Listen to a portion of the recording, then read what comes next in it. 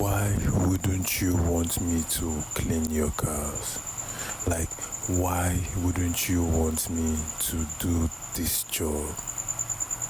See, let's leave anything apart. This is fun for me. Like, I enjoy this thing. Like, it's so satisfying watching these dirty cars get cleaned. Like, why wouldn't you want your car to be pampered this much?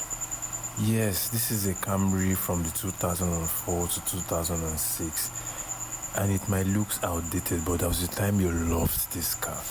Why don't you bring in that car in for a car wash at Quincy Auto Wash? Come, let me pamper your car.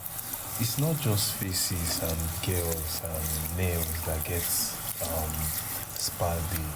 I take this as a spa. See, come. I love the satisfying nature of cleaning cars, from debris under the tire to panel doors. Yes, we live in a place where there's constant bad road.